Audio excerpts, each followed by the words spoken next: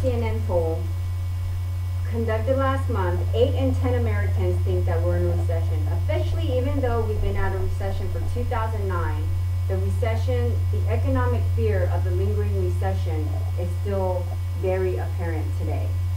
Today we'll be discussing 3 historical events, which is the Great Depression, the Enron scandal, and the subprime lending crisis. Knowing about these economic crises gives us the ability to be more aware of public policies, the job market, and the future economic expansion or reduction and where we're headed. Living in Clarksville, we know a lot of military people, or we have been in the military.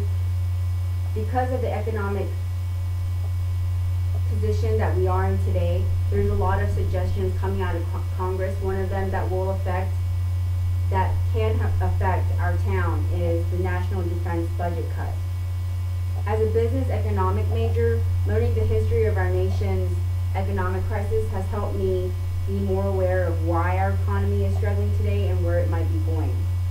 Let's start off with the Great Depression, which was a worldwide economic depression. Not just one factor contributed to these conditions, but the top 5 that many historians and economists, according to the Journal of Economics, consider are the stock market crash, also known as Black Tuesday, the bank failures in the 1930s that followed, which also caused a reduction in purchases, which actually led to President Hoover enacting several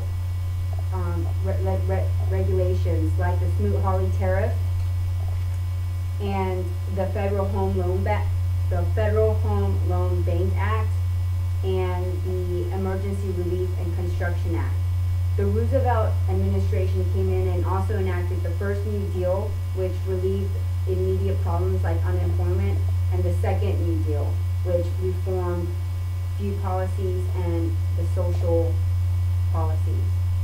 The second historical event that I'd like to discuss is the Enron scandal, which most of us are familiar with. It started off in 2000. It became very apparent in 2001, especially in December when the huge company filed for bankruptcy. Many historical and economists, according to the Journal of Economy, considers the Enron scandal the unofficial blueprint for white-collar crime. It also is a landmark case because the Sarbanes-Oxley Act of 2002 was developed because of it. The impact of Enron was felt at the highest levels of government, all the way from President George Bush, who accepted lobbying money, all the way down to the employees. Thousands lost jobs, over $70 billion were lost, and the vice president of the company committed suicide. The last economic crisis that we'll discuss is the recent one that we are still feeling the impact of today, which is the housing bubble burst, which was felt in 2007.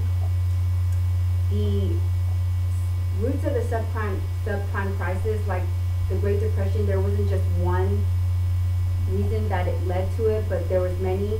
One of the main ones was because the Fed lowered the interest rate from 6.5 to 1% because of the dot-com bubble bursting in 2000. In response to that, the rise of subprime lending rose, and it led to rapid increase in the valuations of real property. When the subprime lending interest rate starts to rise, that led to decrease in the homes because people couldn't pay their mortgages. And when the foreclosures started rising in 2007, people really started to take notice. And it's still in debate today to how to fix it.